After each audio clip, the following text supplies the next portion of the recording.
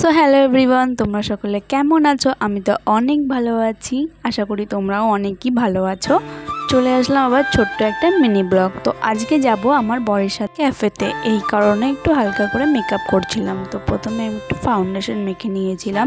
জানো তো, রেডি হতে হতে হঠাৎ করে মনে পড়লো যে আমাকে ভিডিও করতে হবে, এই কারণে হঠাৎ করে আবার ভিডিও করতে শুরু করলাম।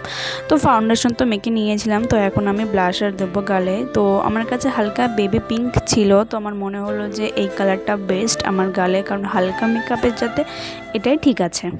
আচ্ছা, আমার এই ভিডিওগুলো তোমাদের কি ভালো লাগে? যদি তোমাদের এমন ভিডিও ভালো লাগে তাহলে আমি ছোট ছোট এরকম মিনি ব্লগ আমি রোজই শেয়ার করব তোমাদের কাছে।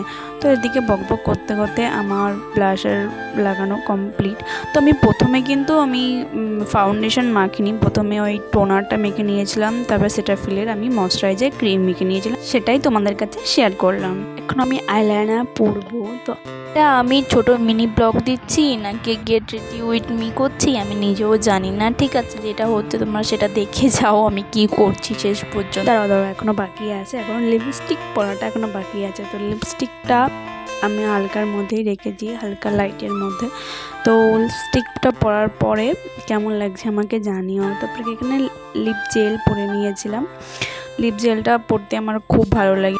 আমার মেকআপ কমপ্লিট, বলো কেমন লাগছে? তো এখন আমি উড়ে উড়ে যাবো ক্যাফেতে চলে আসলাম। এখন ঢুকতে না ঢুকতে হাতে দিয়ে দিল মেনু কার্ড। তো তারপর আমার বর এত কিছু অর্ডার দিয়েছিল, আর সব খাবার দাবারই একদম বেস্ট ছিল। তো লাস্টে এই চকলেট আইসক্রিম, সেটাও দারুণ ছিল, মারাত্মক ছিল। এটা নতুন একটা ক্যাফে হয়েছিল, তো খুবই সব খাবার দাবারই ভালো লেগেছে। তো তারপরে আমরা বাড়ি চলে গেলাম। টাটা, নেক্সট কোনো ভিডিওতে দেখা হবে।